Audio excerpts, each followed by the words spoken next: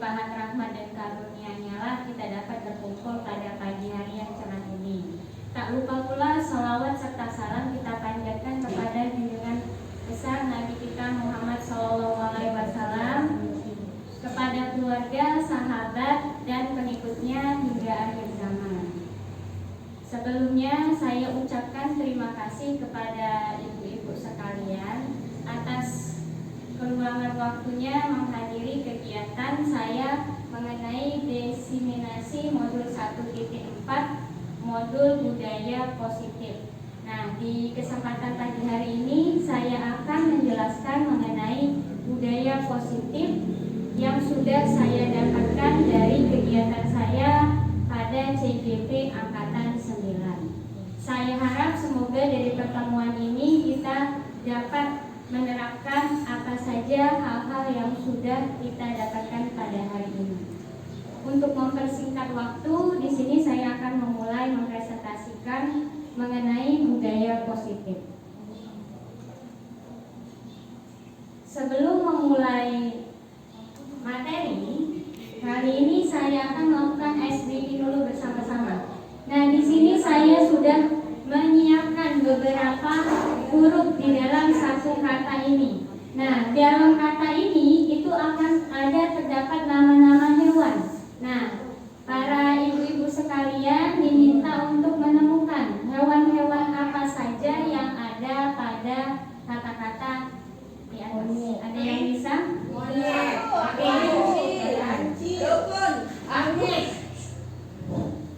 Oke, terima kasih. Ini bagaimana langsung disebutkan? Langsung disebutkan saja. Berapa? Boleh yang ditemukan apa saja? Yang pertama itu kanguru. Ya, ada. Kemudian ada tapir. Oke. Ketiga kancil. Ya. Keempat orang utan. Ya. Yang kelima harimau. Oke. Kayaknya itu aja. Oke, baik. Ada yang lain mau menambahkan? Silakan. Baik, yang saya temukan di sini ada kuda, ada kelinci, ada monyet, Ya. harimau, Ya, tadi udah. bekantan, Ya, benar. beduk. Ya, silakan. Oke, ada lagi yang lain yang mau menambahkan? Silakan. Mungkin yang belum disebutkan itu ada beruang dan rusa. Ya, boleh. Ada lagi yang masih mau menambahkan? Yang masih ada tapi belum disebutkan? Ada? Ya, silakan. Mungkin yang belum disebutkan ada landak, Ya, benar. monyet, orang utan, Udah, dari mana orang hutan? Ada lagi? kancil, Kancil, ya. harimau, Ya, sudah. Oke, masih ada lagi? landak, Iya, tadi Wanda udah. Sudah dari Komodo. Oke, jadi di sini sudah banyak yang ditemukan, ada kanguru, bekantan, harimau, tapir, kancil, terus ada juga kuda, monyet, kelinci, terus ada landak, ada rusa. Nah, di situ ada beruang juga.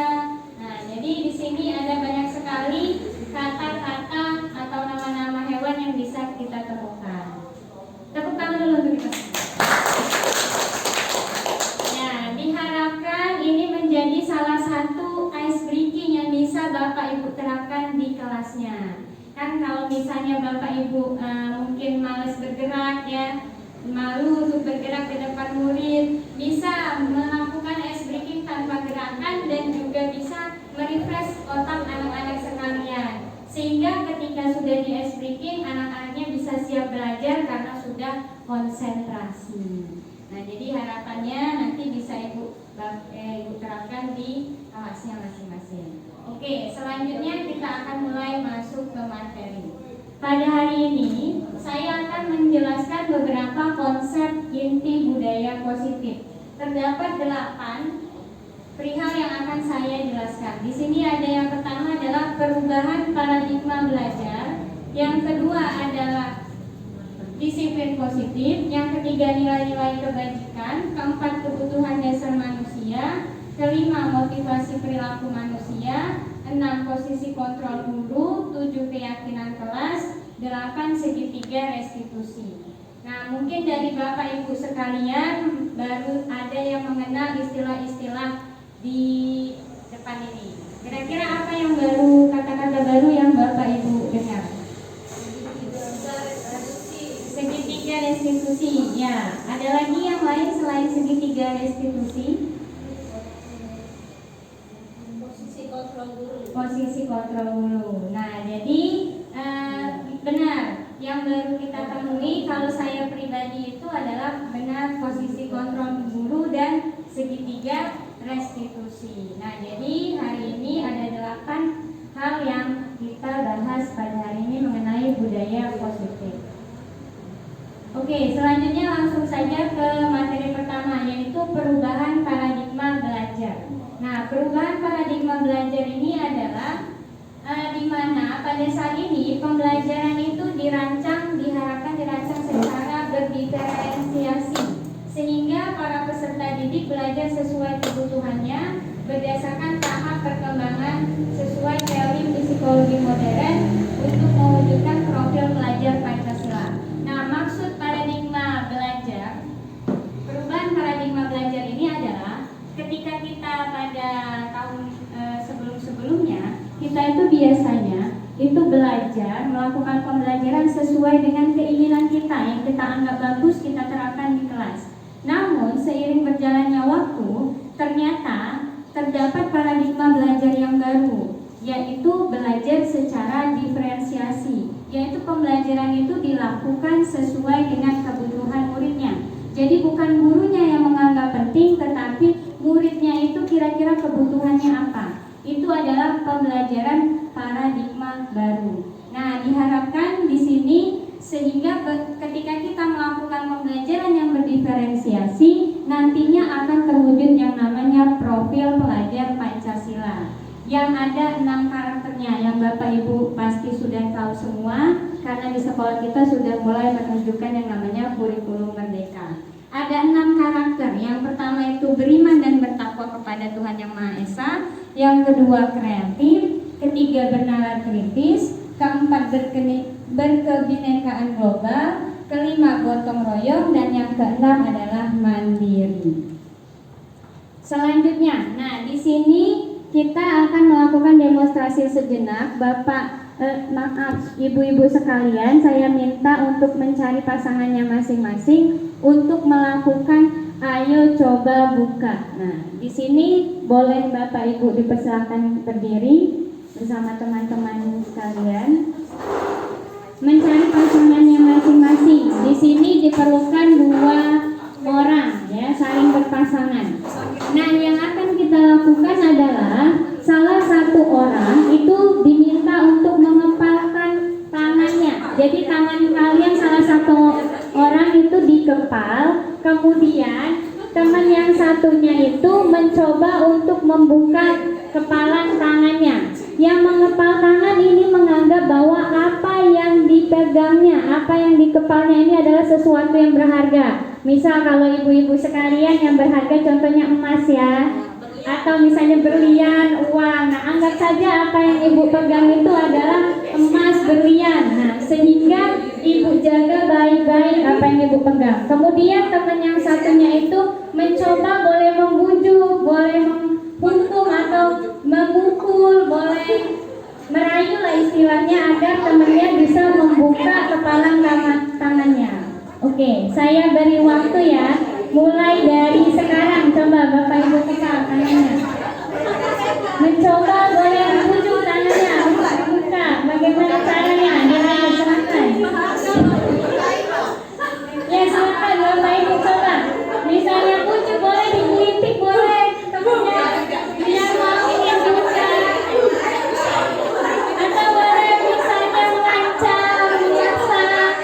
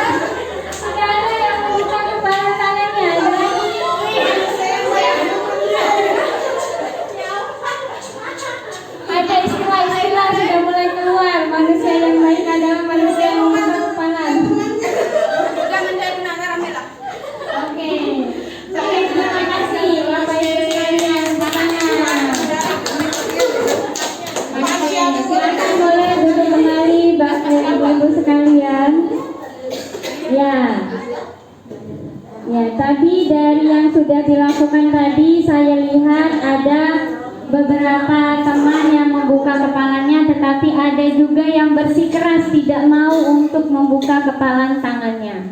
Nah, ya benar. Jadi di sini yang jadi pertanyaan adalah, dari apa yang sudah kita lakukan tadi, siapakah yang sesungguhnya memegang peranan kontrol yang menutup kepalan tangan atau membuka kepalan tangan? Siapa yang kira-kira berperan untuk mengontrol hal tersebut? Ya, diri kita sendiri atau seseorang yang mengepal tangannya itu sendiri yang bisa mengontrol apakah ingin membuka atau menutup. Nah, selanjutnya adalah itulah juga ilustrasi kita mengenai kontrol murid. Nah, terjadi miskonsepsi tentang kontrol murid. Seorang guru seperti kita ini sering sekali melakukan kontrol-kontrol terhadap murid agar apa yang kita inginkan itu tercapai. Nah, ternyata banyak sekali miskonsepsi yang kita temukan. Yang pertama, terjadi ilusi guru mengontrol murid. Nah, kadang kita itu minta, nah lain kali seperti ini ya, harus seperti ini. Terkadang kita itu berusaha untuk mengontrol murid, sampai kadang kita melakukan pemaksaan, hukuman kepada murid agar murid tersebut melakukan tindakan apa yang kita inginkan. Nah, sebenarnya bukan guru yang mengontrol murid, tetapi murid itu sendiri yang berusaha untuk menerima untuk dikontrol. Jadi tidak kita yang mengontrolnya, melainkan murid tersebut menerima untuk dikontrol. Kenapa murid tersebut menerima untuk dikontrol? Terkadang dia itu butuh yang namanya kebutuhan mereka. Misal ketika guru meminta sesuatu sedangkan murid harus menuruti, muridnya itu nuruti bukan karena benar-benar mau, tetapi karena dia tidak mau dihukum oleh gurunya. Jadi kebutuhan dia untuk diterima oleh gurunya, untuk dianggap terpuji oleh gurunya. Jadi bukan gurulah yang mengontrol murid, tetapi muridnya yang diterima untuk dikontrol dengan alasan kebutuhan sesuatu. Selanjutnya adalah ilusi bahwa semua penguatan positif efektif dan bermanfaat. Nah, terkadang juga ketika kita ingin meminta murid untuk melakukan suatu tindakan, ada bujukan-bujukan yang kita lakukan, yaitu penguatan positifnya berupa bujukan. Ayo anak, bersihkan ini, nanti biar kelasnya bersih. Bujukan-bujukan seperti itu kita anggap itu efektif dan bermanfaat. Benar, itu efektif dan bermanfaat, tetapi tidak dalam jangka waktu yang panjang, melainkan jangka waktu pendek. Nah, murid akan melakukan hal tersebut hanya ketika kita bujuk saja. Tetapi ketika kita tidak bujuk lagi, murid tidak melakukan hal tersebut. Nah, jadi tidak selamanya penguatan positif itu efektif dan bermanfaat. Hanya efektif ketika jangka waktu pendek, ketika kita bujuk saja.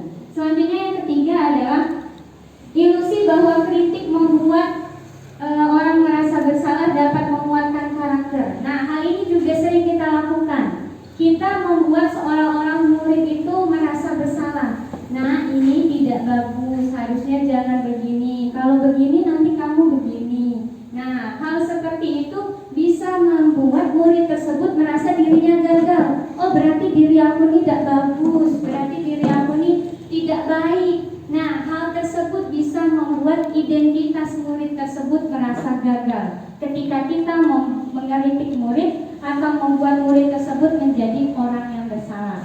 Yang keempat adalah ilusi bahwa orang dewasa memiliki hak untuk memaksa. Nah, di sini juga karena guru itu merasa dirinya sudah dewasa, sehingga terkadang kita itu memaksa keinginan kita untuk diturutin oleh muridnya sendiri. Jadi misalnya kita minta apa, harus nurut nak, karena ini bagus untuk kamu. Jadi kita pikir apa yang sudah kita berikan itu harus dilakukan murid, agar murid tersebut menjadi lebih baik harapan kita. Tetapi hal memaksa tersebut malah terkadang membuat para murid itu menjadi bermusuhan atau tidak suka dengan kita, karena tadi adanya paksaan. Selanjutnya adalah mengenai mengubah paradigma stimulus respon kepada pendekatan teori kontrol. Nah, inilah yang mulai harus kita lakukan kepada murid-murid kita, di mana yang awalnya kita berpikir bahwa realitas kebutuhan kita itu sama, tetapi sebenarnya realitas kebutuhan kita itu berbeda-beda. Jadi ketika kita menganggap bahwa semua kebutuhan murid itu sama semua, misalnya kebutuhannya A semua harus butuh, melainkan hal tersebut tidak benar. Yang benar adalah setiap murid punya kebutuhannya masing-masing, jadi tidak bisa disamaratakan. Yang kedua adalah semua orang melihat hal yang sama. Yang harus diperbaiki adalah setiap orang memiliki gambaran berbeda. Jadi ketika murid memiliki gambaran berbeda, itu adalah hal yang harus kita terima, karena tidak semua yang dianggap murid itu sama. Selanjutnya yang ketiga adalah mencoba mengubah orang-orang berpandangan sama dengan kita. Nah, ini yang juga sering kita lakukan. Kita itu kadang memaksa orang itu harus sesuai dengan pandangan kita. Ini loh yang benar, harus menyamakan pandangannya dengan kita. Namun yang terjadi sebenarnya adalah kita berusaha memahami pandangan orang lain tentang dunia. Jadi setiap orang itu punya pandangan yang berbeda. Tidak boleh kita samakan dengan pandangan yang kita lakukan. Jadi ketika orang lain pandangannya berbeda dengan kita, berarti kita harus memahaminya. Selanjutnya di situ adalah perilaku buruk dilihat sebagai suatu kesalahan. Yang benar adalah semua perilaku memiliki tujuan. Kemudian ada orang lain bisa mengontrol kita. Nah, yang benar adalah hanya Anda yang bisa mengontrol diri Anda, seperti yang sudah kita demonstrasikan tadi. Jadi bukan orang lain yang mengontrol kita, tetapi diri kita lah yang mengontrol diri kita sendiri. Selanjutnya, saya bisa mengontrol orang lain. Nah, di sini yang benar adalah Anda tidak bisa mengontrol orang lain. Selanjutnya, pemaksaan ada pada saat bujukan gagal. Nah, ketika kita gagal untuk membujuk murid, nah kita mulailah melakukan pemaksaan. Namun yang benar adalah kolaborasi dan konsensus menciptakan pilihan-pilihan baru. Yang benar adalah ketika kita bujuk muridnya tidak mau, berarti kita berkolaborasi bersama murid tersebut. Apa sih yang menurut mereka baik, sehingga nanti akan ada pilihan-pilihan dari mereka, bukan kita dari gurunya yang membuat pilihan-pilihan tersebut. Sehingga apa yang kita minta tersebut dapat dilakukan murid sesuai dengan keinginan mereka. Selanjutnya model berpikir menang kalah dan model berpikir menang-menang. Nah, ketika kita diturutin oleh muridnya, terkadang kita merasa, oh saya menang, sedangkan muridnya kalah. Melainkan hal yang benar adalah teori menang-menang, jadi sama-sama menguntungkan. Selanjutnya adalah disiplin positif. Nah, disiplin ini berasal dari kata disiplina, artinya belajar. Nah, disiplin mengacu pada disiplin diri yang memiliki tanggung jawab terhadap apa yang dilakukan berdasarkan nilai-nilai yang diyakini. Disiplin positif merupakan salah satu cara penerapan disiplin yang bertujuan untuk menumbuhkan kesadaran serta memberdayakan peserta didik tanpa imbalan penghargaan, ancaman, atau hukuman. Nah, tujuan kita sebagai pendidik ini adalah menciptakan peserta didik yang memiliki disiplin sehingga mereka berperilaku mengacu kepada nilai-nilai kebajikan universal dan memiliki motivasi intrinsik dalam perubahan perilaku ke arah yang lebih baik.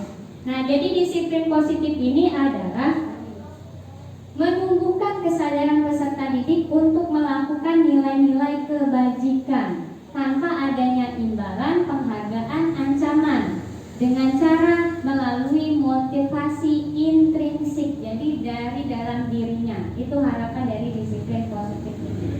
Nah, nilai-nilai kebajikan apa yang kita sebagai guru ingin tumbuhkan kepada peserta didik kita? Itu di sini ada nilai-nilai kebajikan dari berbagai organisasi. Yang pertama ada profil pelajar Pancasila. Selanjutnya yang kedua itu ada IBOM Primarius Program, dan yang ketiga adalah keterampilan hidup. Nah, di sini sebenarnya banyak organisasi yang menjelaskan mengenai nilai-nilai kebajikan. Tetapi yang paling sering kita dengar adalah profil pelajar Pancasila. Nilai-nilainya itu ada 6. seperti yang sudah saya jelaskan tadi. Ada 6, beriman dan bertakwa kepada Tuhan Yang Maha Esa, berakhlak mulia, mandiri, bernalar kritis, berkebinekaan global, bergotong royong, dan kreatif. Selanjutnya, kebutuhan dasar manusia.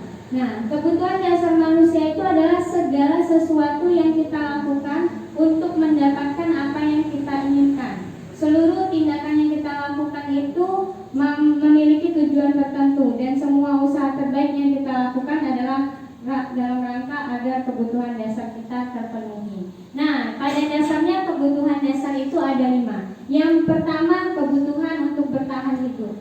Yang kedua itu kasih sayang dan rasa diterima. Dan yang ketiga adalah penguasaan. Keempat adalah kebebasan. Bertahan hidup itu berhubungan dengan makan, pakaian, tempat tinggal, keamanan, kesehatan. Sedangkan kalau kasih sayang itu berhubungan dengan rasa diterima, rasa dipedulikan, berbagi, kerjasama, menjadi bagian dalam kelompok. Selanjutnya adalah penugasan. Penugasan itu adalah termasuk ke dalam harga diri, keinginan untuk dianggap, memimpin, berprestasi, diakui, dan didengar. Sedangkan yang keempat adalah kesenangan, bermain, humor, antusiasme, tertawa. Dan yang kelima adalah kebebasan, mandiri, memiliki pilihan, mencoba hal baru maupun mengendalikan arah dirinya. Jadi di sini ada 5 kebutuhan dasar manusia. Untuk memahami kebutuhan dasar manusia tersebut, di sini saya sudah siapkan kasus. Yang pertama ini adalah kasus mengenai, di sini bisa dibaca, tahun ini Dimas genap berusia 17 tahun.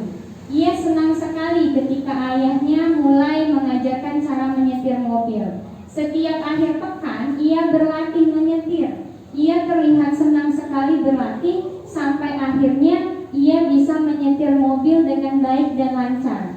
Ketika ibunya bertanya pada Dimas, apa yang membuat dia ingin bisa menyetir? Ketika jawaban Dimas adalah seperti ini, kebutuhan apa yang ingin dia penuhi? Tadi sudah dijelaskan bahwa ada 5 kebutuhan: bertahan hidup, kebutuhan diterima, kebutuhan apa saja tadi?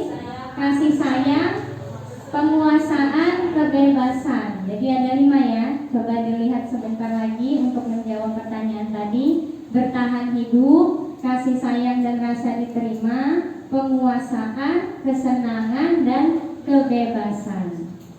Nah, di sini ada jawaban Dimas adalah aku merasa bangga dan keren. Kira-kira kebutuhan apa? Dia merasa bangga dan keren. Yang mana? Rasa diterima, bangga. Jadi apa? Penguasaan. Oke, punya jawabannya masing-masing ya Bapak Ibu ya. Selanjutnya, biar bisa jalan-jalan naik mobil sama teman-teman.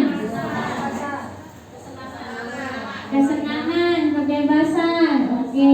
Selanjutnya, aku senang bisa pergi ke tempat-tempat yang aku suka. Nah, kesenangan. Jadi yang itu yang mana? Yang kebebasannya, biar bisa jalan-jalan naik mobil sama teman, kebebasan. Terus aku senang bisa pergi ke tempat-tempat yang aku suka. Oke, coba kita nanti lihat ya. Menyetir mobil itu seru. Oke, bingung ya? Oke, coba kita lihat sama-sama yang benar bagaimana. Yang pertama, aku merasa bangga dan keren. Jadi dia menganggap dirinya itu berkuasa, keren. Jadi penguasaan, punya kompeten istilahnya dia. Bangga jadi, merasa keren.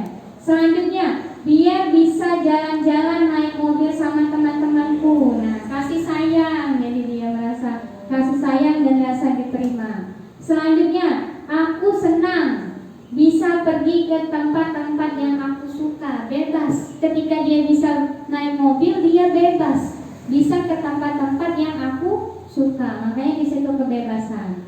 Dan yang terakhir adalah menyetir mobil itu seru, itu termasuk kesenangan. Selanjutnya, motivasi perilaku manusia. Nah, di sini ada 3 motivasi perilaku manusia. Yang pertama, untuk menghindari ketidaknyamanan atau hukuman. Nah, terkadang murid-murid kita itu termotivasi untuk melakukan sesuatu karena merasa tidak nyaman atau takut menerima hukuman. Misal nyuruh bersih-bersihlah pada hari Jumat. Murid itu terpaksa, motivasinya hanya karena takut dihukum misal. Atau misal jangan mencontek. Nah, motivasinya itu nanti takut kertas ulangannya disobek oleh gurunya, jadi dia nggak nyontek. Nah, jadi itu motivasi untuk menghindari ketidaknyamanan contohnya. Karena dia takut merasa tidak nyaman, jadi dia motivasinya itu untuk tidak melakukan hal-hal yang tidak baik.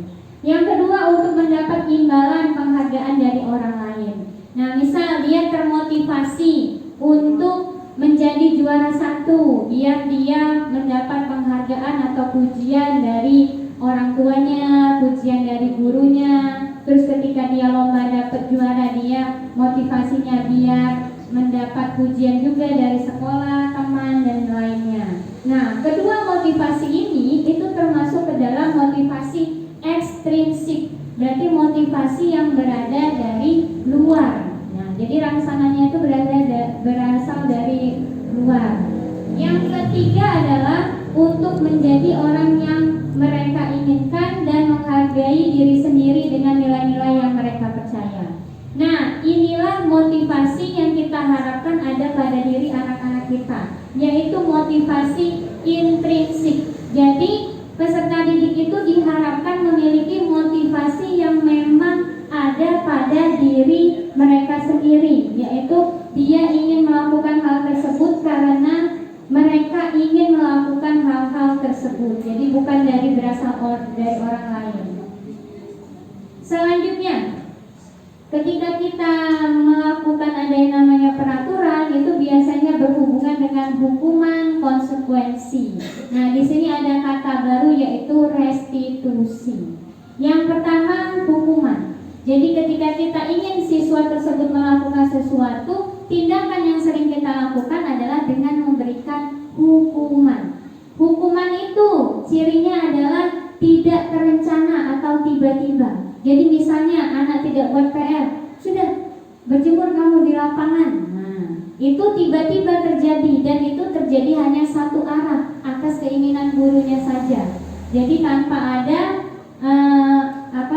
diskusi dengan muridnya. Yang kedua, murid tidak tahu apa yang akan terjadi atau tidak dilibatkan. Ketika misal terlambat, misalnya lari keliling lapangan, itu kan tiba-tiba saja, bukan sudah disepakati kalau terlambat ngapain. Nah, itu adalah ciri-ciri hukuman. Kemudian sifatnya satu arah, berupa hukuman fisik biasanya atau psikis. Selanjutnya adalah konsekuensi. Nah, kalau konsekuensi ini bedanya adalah terencana atau disepakati sesuai peraturan. Misal ketika kita membuat peraturan di kelas, nah jangan mencontek ya. Kalau mencontek nanti ulangannya ibu kurangi nilainya. Ya Bu, setuju ya, setuju. Ketika itu sudah disepakati, itu tidak lagi hukuman. Itu sudah berarti konsekuensi. Karena kita sudah bersama-sama menyepakatinya. Yang kedua adalah murid tetap dibuat tidak nyaman. Nah, walaupun sudah kita sepakati bersama, murid-murid itu merasa tidak nyaman. Yang ketiga adalah sikap guru selalu memonitor murid. Dan yang terakhir ini yang diharapkan, yaitu melakukan restitusi, proses menciptakan kondisi bagi murid untuk memperbaiki kesalahan. Nah, jadi kesalahan murid itu dibuat kita sebagai guru itu adalah menciptakan bagaimana cara memperbaiki kesalahannya, bukan dengan cara menghukum, tapi membicarakan secara kolaboratif untuk mencari solusi bersama-sama. Selanjutnya, nah di sini ada lagi pertanyaan untuk membuat kita lebih mengerti hukuman atau konsekuensi. Yang pertama, menggantikan kertas tugas teman yang telah dicoret-coret. Kira-kira itu hukuman atau konsekuensi? Benar, konsekuensi. Yang kedua, murid diminta untuk push up 15 kali karena tidak menggunakan masker ke sekolah. Hukuman, benar. Yang ketiga, berjemur di lapangan basket pukul 12 siang karena mengobrol dengan teman. Hukuman atau konsekuensi? Dijemur pukul 12 siang karena mengobrol dengan teman. Ya, pada saat belajar dia ngobrol, jadi dijemur di lapangan. Konsekuensi, nanti kita lihat jawabannya ya. Yang keempat, membersihkan tumpahan air di meja tulis karena tersenggol pada saat belajar.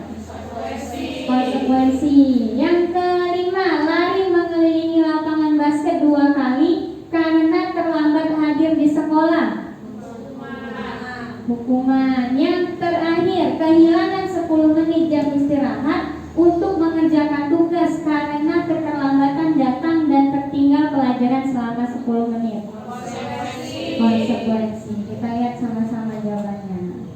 Nah, yang pertama menggantikan kertas, benar ya, konsekuensi. Yang kedua, murid diminta push up, itu hukuman. Yang ketiga, berjemur di lapangan jam 12 siang, itu hukuman. Tadi karena berbau fisik ya. Terus yang keempat, membersihkan tumpahan, konsekuensi. Yang kelima, lari mengelilingi lapangan, hukuman. Dan terakhir, kehilangan 10 menit, itu konsekuensi. Jadi dari yang sudah ibu-ibu jawab, ternyata ibu-ibu sudah memahami perbedaan dari hukuman dan konsekuensi. Selanjutnya, yaitu 5 posisi kontrol guru.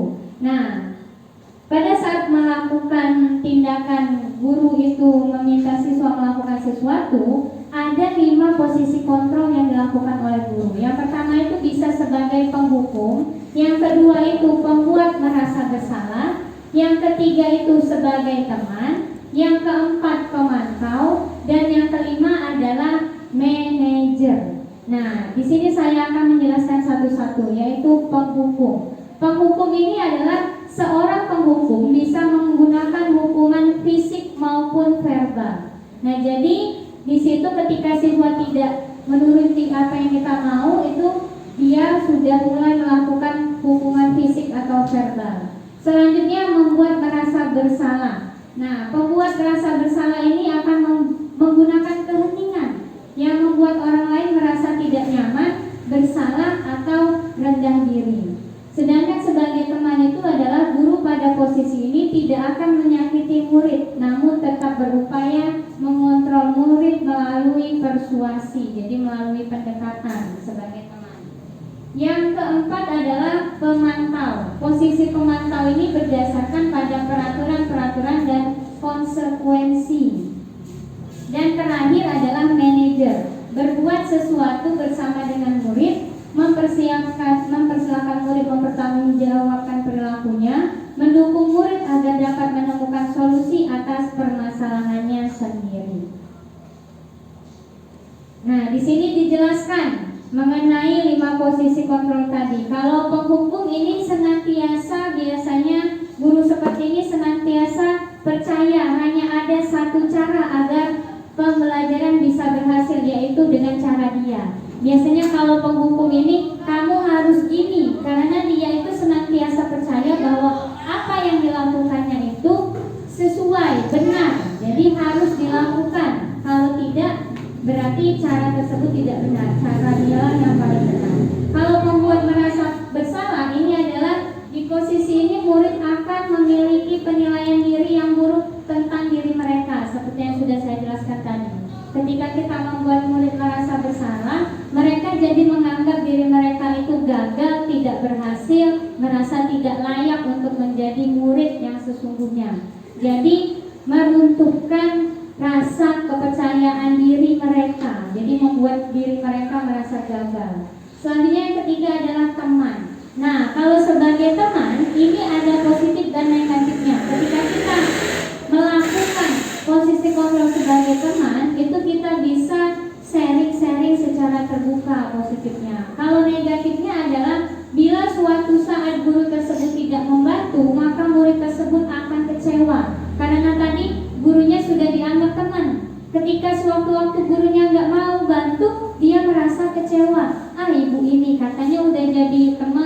udah jadi sohib kok nggak mau bantu. Ya udah jadi bestie. Nah di sini murid akan tergantung kepada guru tersebut. Jadi kalau nggak dibantu oleh gurunya dia nggak mau. Selanjutnya adalah sebagai pemantau. Posisi ini adalah posisi di mana berdasarkan peraturan-peraturan dan konsekuensi. Dengan menggunakan konsekuensi kita dapat memisahkan hubungan pribadi kita dengan murid. Jadi sudah kita sepakati ketika murid berbuat apa, konsekuensinya apa. Jadi sudah disepakati bersama sesuai dengan peraturannya. Terus yang kelima adalah manajer. Tugas seorang manajer itu bukan untuk mengatur perilaku seseorang. Di sini kita membimbing murid untuk dapat mengatur dirinya sendiri. Oke, menurut Bapak Ibu sekalian, posisi kontrol manakah yang sering kita lakukan dalam menghadapi permasalahan murid? Kira-kira posisi kontrol apa yang biasanya kita lakukan? Apakah penghukum? Apakah teman, pembuat merasa bersalah, pemantau, atau manajer? Penghukum. Ada lagi yang lain posisi kontrolnya, misal pembuat merasa bersalah. Ya, terkadang kita itu menggunakan posisi kontrol penghukum. Udah yang paling mudah itu menghukum. Jadi merekanya takut terus mengikuti apa keinginan kita. Yang kedua itu pembuat merasa bersalah. Ini juga terkadang kita lakukan biar murid-muridnya merasa dirinya salah, ya. Selanjutnya teman pemantau bisa jadi, ya. Mungkin ada yang menggunakan sebagai kontrol teman atau pemantau. Nah, setelah dijelaskan 5 posisi kontrol tadi, posisi kontrol manakah yang seharusnya kita lakukan dalam menghadapi permasalahan murid? Manajer, ya benar sekali. Jadi yang paling kita harapkan adalah di posisi manajer. Nah, ini adalah contoh penerapan posisi kontrol guru. Di sini kasusnya adalah siswa tidak memakai atribut lengkap saat upacara. Ketika dia berperilaku sebagai penghukum, maka dia akan berkata, hormat pada bendera selama 1 jam. Nah, ketika ibu-ibu sekalian melakukan hal tersebut, berarti kontrol yang ibu lakukan adalah sebagai penghukum. Yang kedua, pembuat merasa bersalah. Berapa kali ibu harus memberitahu kamu selalu saja mengecewakan ibu. Nah, ketika ibu mengatakan hal seperti itu, maka ibu telah menjadi posisi kontrol pembuat merasa bersalah. Terus kalau sebagai teman itu biasanya, ayo dong ikuti aturan sekolah, tolong bantu ibu ya. Sekali ini ya sudah tidak apa-apa, lain kali jangan sampai berbuat seperti ini. Itu posisi kontrol sebagai teman. Dan kalau sebagai pemantau adalah kamu sudah melanggar peraturan sekolah, kamu tahu konsekuensinya. Setelah upacara kamu beli atributnya ke koperasi dan jangan diulangi lagi. Jadi sudah ada peraturannya, konsekuensinya sesuai dengan yang sudah disepakati. Selanjutnya sebagai manajer. Nah, di sini peran sebagai manajer adalah apakah kamu tahu kesalahanmu? Kira-kira bagaimana kamu memperbaiki kesalahanmu? Selanjutnya, nah agar Bapak Ibu sekalian memahami, di sini ada kata. Kira-kira kata ini, kalimat ini posisi kontrol apakah? Saya kecewa sekali dengan kamu. Merasa bersalah. Oke, coba kita lihat ya. Ya, pembuat merasa bersalah, kecewa. Oke. Selanjutnya, kamu tidak pernah benar melakukannya. Kamu ini tidak pernah benar melakukannya. Apa?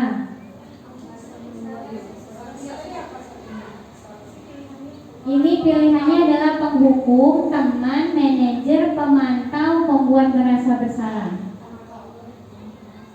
Apa kira-kira kamu tidak benar melakukannya? Merasa bersalah. Apa? Penghukum. Oke, ada 2 jawaban ya, penghukum sama pembuat merasa bersalah. Kita lihat. Ya, penghukum. Kamu tidak pernah benar melakukannya. Selanjutnya, apa rencanamu untuk menyelesaikan masalah ini?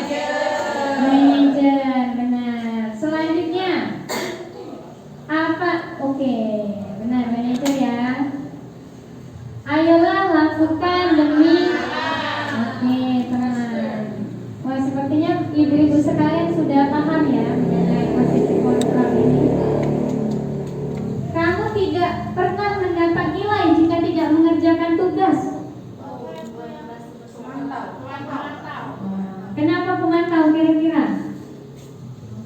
Ada yang namanya konsekuensi, benar. Jadi kamu tidak akan pernah dapat nilai jika tidak mengerjakan tugas. Ini konsekuensinya. Kalau tidak mengerjakan tugas, artinya dia tidak dapat nilai, benar. Jadi ini pemantau, jadi sesuai konsekuensinya. Nah, selanjutnya yaitu keyakinan kelas. Nah, keyakinan kelas ini adalah nilai-nilai kebajikan universal yang disepakati secara tersirat dan tersurat, lepas dari latar belakang suku, negara, bahasa maupun agama. Nah, ini merupakan mungkin hal baru bagi ibu-ibu sekalian. Ada yang namanya keyakinan kelas. Biasanya kita itu namanya peraturan kelas, ya. Sebelum masuk biasanya ada peraturan. Nah, mengapa kita menggunakan keyakinan kelas bukan peraturan kelas? Nah, ini dilakukan agar lebih memotivasi seseorang dari dalam atau memotivasi secara intrinsik. Seseorang akan lebih tergerak dan bersemangat untuk menjalankan keyakinannya daripada hanya sekedar mengikuti serangkaian peraturan. Jadi kenapa kita menggunakan keyakinan kelas? Karena di sini adalah cara kita untuk lebih memotivasi murid agar mereka melakukan hal-hal tersebut memang berasal dari dirinya sendiri. Nah, keyakinan kelas ini ciri-cirinya adalah bersifat abstrak, berupa pernyataan universal, dibuat dalam pernyataan positif, sedikit saja kalimatnya agar mudah diingat, sesuai dengan kondisi kelas dan sekolah sehingga mudah diterapkan, dan yang terakhir adalah semua warga kelas dilibatkan saat membuat keyakinan. Jadi kalau Bapak Ibu masih bingung, jadi keyakinan kelas ini berbeda dengan peraturan kelas. Nah, kalau misalnya dalam sehari-hari kita bisa menggunakan peraturan, dilarang mencontek.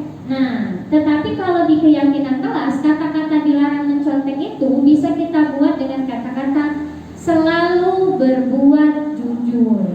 Misal juga peraturannya, jangan berbicara ketika guru sedang mengajar. Berarti ketika kita buat keyakinan kelas adalah menghargai guru yang sedang mengajar. Jadi perbedaannya, kalau peraturan kelas itu biasanya kita yang buat sendiri dan murid melakukannya. Kalau keyakinan kelas, di sini ibu-ibu sekalian berdiskusi bersama murid-muridnya. Nah, kira-kira keyakinan kelas apa sih yang ingin kalian terapkan di kelas kita? Nah, jadi setiap murid itu berperan membuat keyakinan kelas yang mereka inginkan.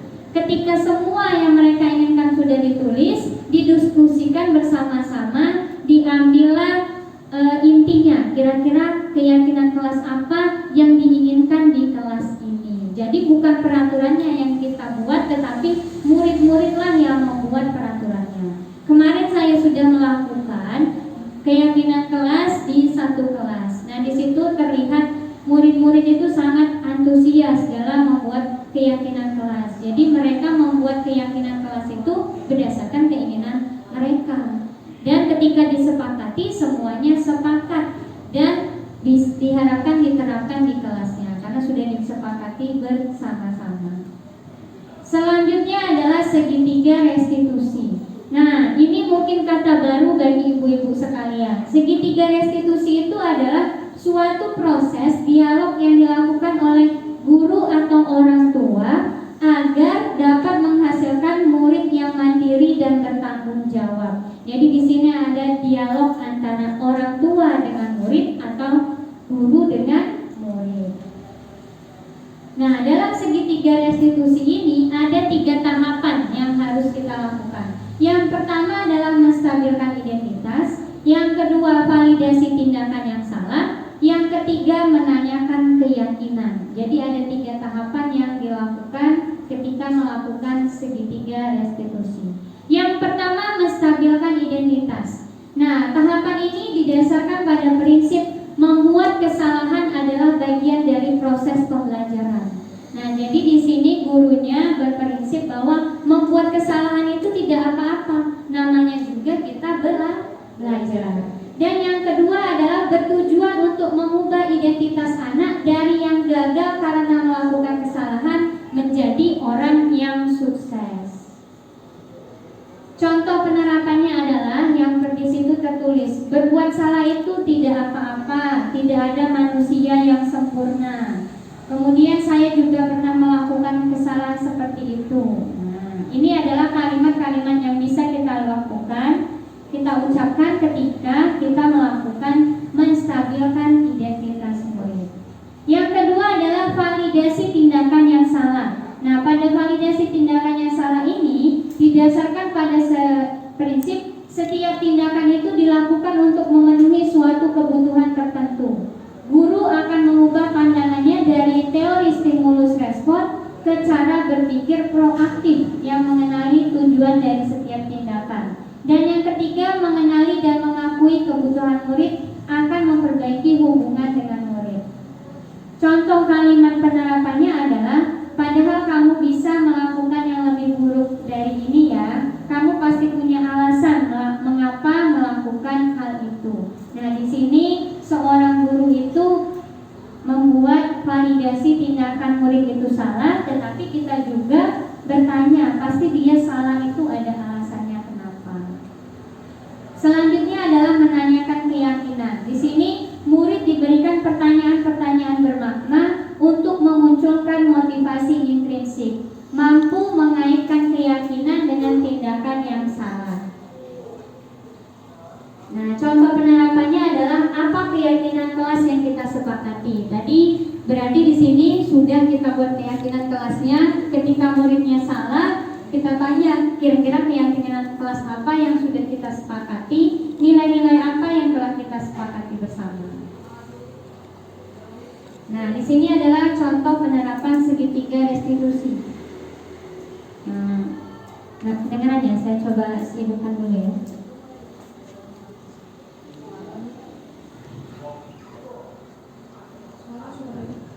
Suaranya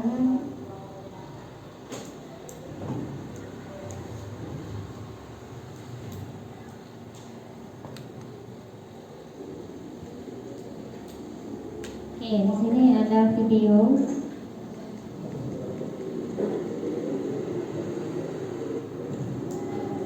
Assalamualaikum Bu, permisi. Waalaikumsalam. Silakan dulu.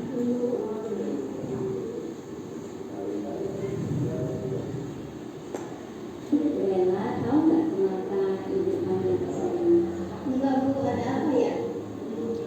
Nah, jadi tadi itu ketika pelajaran IPA, ibu lihat Bella tidak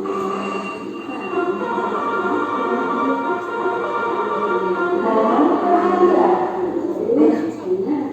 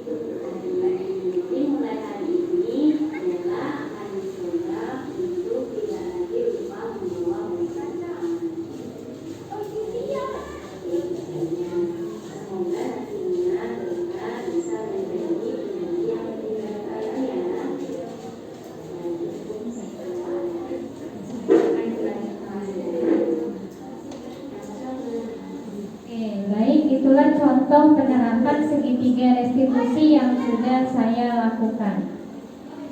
Nah, ini sekian pembelajaran atau penyembahasan yang saya lakukan mengenai budaya positif. Nah, sebelum saya tutup, kira-kira dari video tadi apa yang bisa Bapak Ibu tangkap? Ibu-ibu tangkap dari video tadi. Kira-kira apa yang seharusnya dilakukan oleh seorang guru berdasarkan video tadi? Ada 3 yang sudah dilakukan. Apa saja tadi yang harus dilakukan seorang guru ketika menemui siswa yang bermasalah? Ada yang bisa menjawab 3 tahapan yang sebaiknya dilakukan seorang guru? Oke, silakan coba.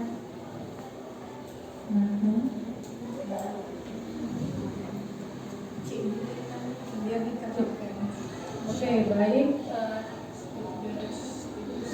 Terima kasih atas kesempatannya. Setelah melihat video tadi, saya jadi termotivasi ketika kita siswa ada masalah, berarti kita harus melakukan 3 kegiatan tersebut, yaitu menstabilkan emosi kita dan emosi siswa, kemudian memvalidasi tindakan yang salah, kemudian menanyakan keyakinan siswa tersebut biar dia lebih termotivasi lagi untuk berbuat yang lebih baik dan merubah dia menjadi lebih baik lagi. Oke, baik. Jadi ada 3 ya. Oke, tadi itu merefleksi mengenai video tadi. Sekarang refleksi mengenai apa yang sudah kita lakukan. Jadi ketika kita melakukan penyelesaian, melakukan pembelajaran, hal yang terpenting salah satunya adalah melakukan refleksi. Jadi setelah kita tadi membahas mengenai budaya positif, apa saja pengetahuan baru yang ibu-ibu sekalian terima dari kegiatan ini? Jadi untuk merefleksikan kegiatan kita hari ini, ada yang bisa menjawab? Pengalaman baru apa, pengetahuan baru apa yang bisa ibu dapatkan? Oke, coba sebelah sini. Ibu Lepindra, coba. Pengalaman atau pengetahuan baru apa yang ibu dapatkan dari pembelajaran? Bismillahirrahmanirrahim. Yang baru kenapa ya? Intinya ini dapat parenting sih lebih ya. Parenting dalam bagaimana mendidik siswa itu ketika di kelas. Karena memang selama ini kita itu memaksakan siswa itu, maunya kita siswa itu seperti apa yang kita inginkan gitu ya, dan mengukur siswa itu ya seperti kita. Nah, pada dasarnya ya jelas bahwa setiap manusia itu berbeda-beda dan siswa itu juga bagian dari manusia gitu ya, yang mempunyai potensi masing-masing sama seperti kita. Nah, jadi kalau misalnya kita sudah mempelajari ini bagaimana parenting dalam mendidik siswa, ya tinggal bagaimana nanti ketika kita mengajar di kelas ya mampu mengaplikasikan gitu ya yang apa yang kita dapatkan hari ini. Mungkin itu saja. Terima kasih kita. Jadi refleksinya adalah banyak pengalaman baru, pengetahuan baru yang bisa kita dapatkan dari penyimbasan budaya positif pada pagi hari ini. Diharapkan apa yang sudah saya sampaikan bisa sama-sama, bukan Bapak Ibu saja, tetapi saya juga ikut memulai sama-sama menerapkan budaya positif ini di sekolah kita, sehingga nantinya sekolah kita akan menjadi sekolah yang nyaman, menjadi tempat ternyaman murid untuk menimba ilmu, bukan menjadi tempat di mana ditakuti murid untuk datang. Nah, jadi harapannya semoga setelah pembelajaran ini kita para guru menjadi lebih baik lagi dalam menuntun murid ke arah yang lebih baik. Ya, baiklah, terima kasih atas partisipasi yang telah Ibu lakukan pada hari ini. Semoga bermanfaat. Saya tutup. Wassalamualaikum warahmatullahi wabarakatuh.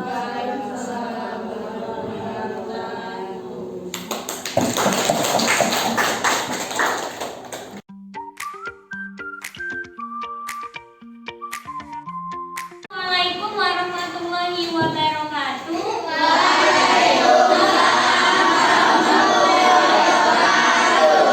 Oke, pada hari ini Ibu akan meminta kalian untuk membuat yang namanya keyakinan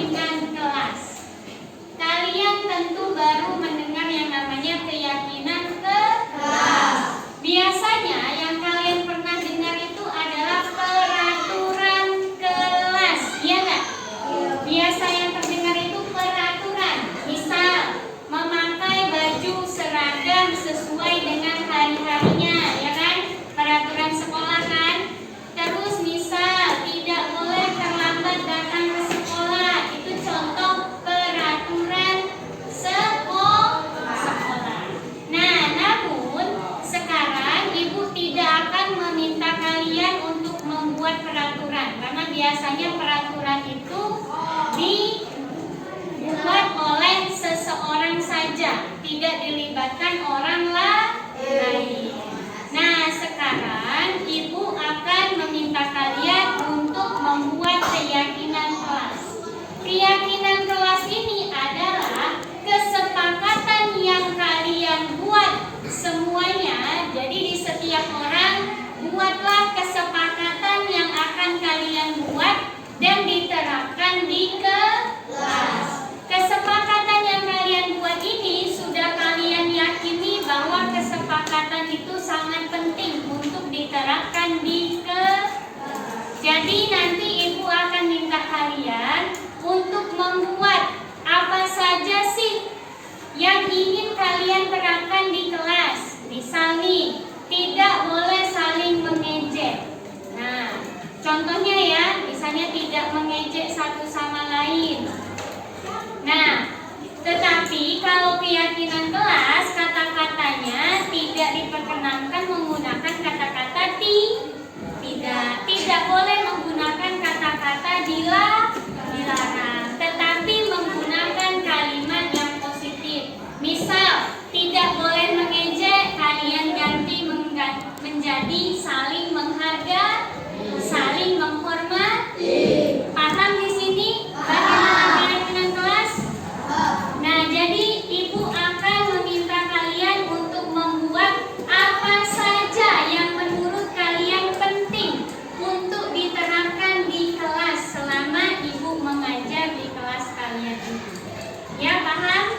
Oke, Ibu akan bagikan ini namanya post-it. Jadi Ibu bagikan satu orang satu dan kalian menuliskan apa keyakinan atau nilai-nilai yang harus diterapkan di kelas menurut kalian masing-masing. Setelah kalian tulis nilai yang menurut kalian itu baik untuk diterapkan di kelas, kalian tempel. Sudah Ibu sediakan kertas karton di depan ya. Sekarang silakan kalian tulis. Sini ya.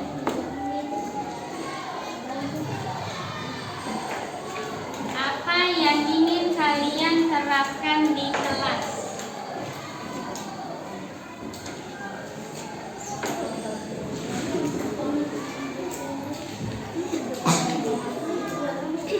Ya, buat namanya boleh. Ini tidak akan mempengaruhi penilaian kalian ya.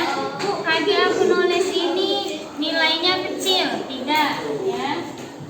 Jadi tulis saja apa yang ingin kalian terapkan. Tulis nama. Boleh ditulis nama.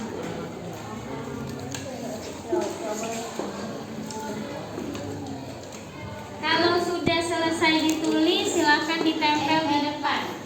Iya.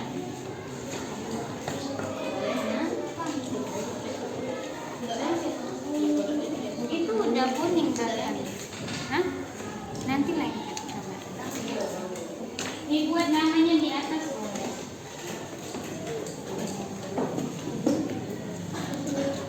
Bagi dua.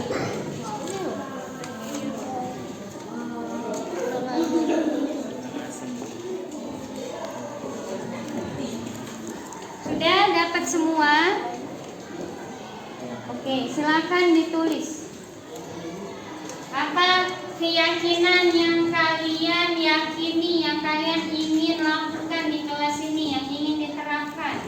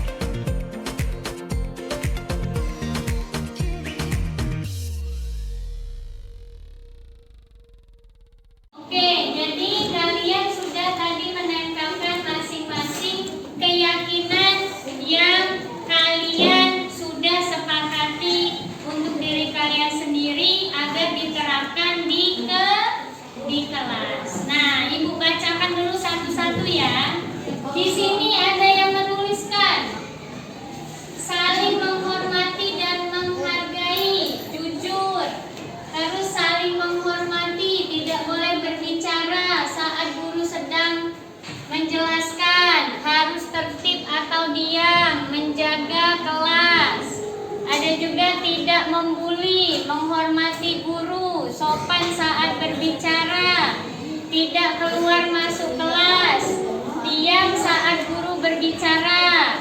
Selanjutnya di sini tidak boleh memaki, tidak boleh ribut, tidak boleh keluar masuk kelas saat guru menjelaskan. Menjaga kebersihan kelas, saling menghormati, tidak ribut ketika guru menjelaskan. Rata-rata semuanya kalian sama ya nulisinnya ya. Saling menghormati, tidak ribut, menjaga kebersihan. Terus tidak boleh keluar masuk. Menghormati sesama, menghormati guru, tidak mencontek, berbicara sopan. Mencegah tindakan adanya bullying, tidak boleh membuli, menghormati pendapat orang lain, memakai baju dengan rapi. Jadi masing-masing kalian rata-rata ibu lihat nilai keyakinan kelasnya semuanya hampir sama ya. Sekarang kita kelompokkan dulu. Yang pertama itu ada yang pertama itu ibu lihat saling menghormati satu sama lain. Menghormati satu sama lain. Oke. Yang kedua, ibu tadi lihat saling menghormati satu sama lain ya. Tidak boleh ribut, tidak boleh ribut. Tadi kata ibu boleh tidak menggunakan kata tidak? Tidak. Jadi ketika membuat keyakinan kelas tidak boleh ada kata tidak. Kalian nulisin tidak boleh ribut ketika guru mengajarkan.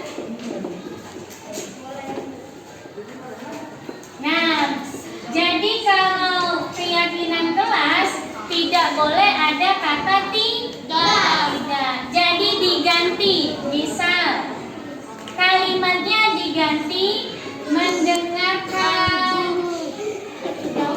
guru saat mengajar. Yang ketiga, ibu lihat menjaga kebersihan ke kelas. Terus ibu lihat tadi tidak boleh mencontek ya. Ada yang nulis ya? Oke, tidak boleh mencontek. Nah, ada kata-kata tidak, boleh nggak? Nah, tidak. Berarti kata-katanya bukan tidak boleh mencontek. Ya. Diganti dengan jujur. Oke. Yang kelima. Apalagi di sini yang sama ya. Berdoa sebelum dan sesudah. Benar. Berdoa sebelum dan sesudah. Belajar. Yang keenam. Apalagi nih? Keamanan kelas, saling menghargai. Baju harus rapi. Baju harus rapi. Ya, baju harus rapi ya. Berarti disiplin dalam menggunakan pakaian.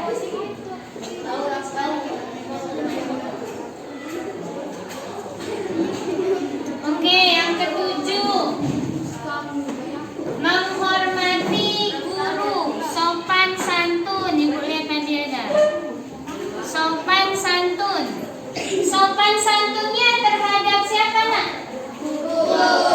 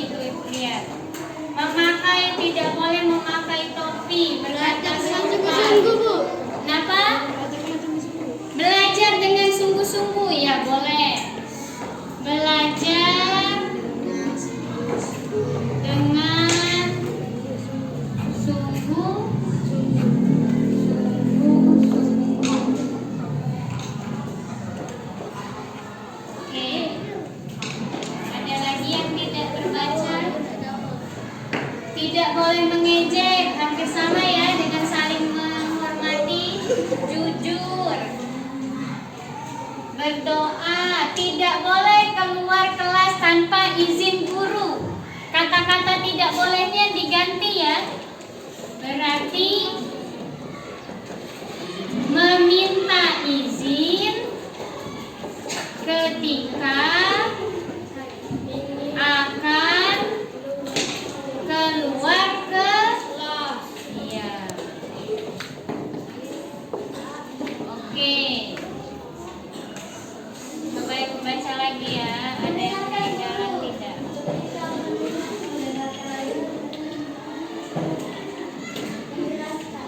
Ya, mendengarkan guru saat mengajar. Ini yang katanya tadi tidak boleh ribut.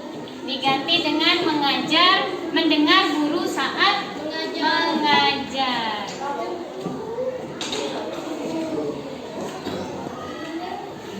Oke, ada 9 ya? Atau masih ada yang mau ditulis lagi? Ada 9? Benar? Yang kalian tulisin semua sudah terangkum di dalam sini? Oke, jadi peraturan kelas atau bukan, maksud ibu keyakinan kelas, di kelas kita ada berapa nak? 9. Ada 9. Yang pertama apa? Saling menghormati satu sama lain. Yang kedua apa? Mendengar guru saat mengajar. Yang ketiga, menjaga kebersihan kelas. 4, ini diganti menjadi kata jujur. Berarti bersikap jujur. Yang kelima apa? Oke, yang kelima.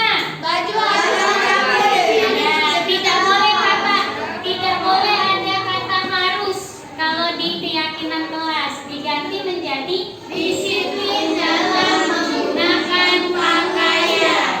Yang ketujuh apa? Yang kedelapan? 9.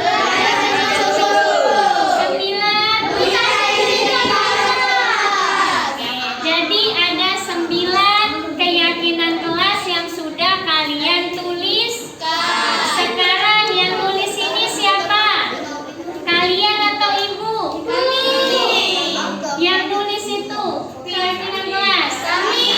Nah, kalian yang menulis berarti kalian juga harus melakukan apa yang sudah kalian tulis. Jadi kalian semua harus menerapkan apa yang sudah kalian tuliskan di depan. Paham ya? Jadi semua kelas 75 bersedia melakukan keyakinan kelas yang sudah kalian buat? Bersedia. Jadi mulai dari sekarang ketika ibu sudah mengajar,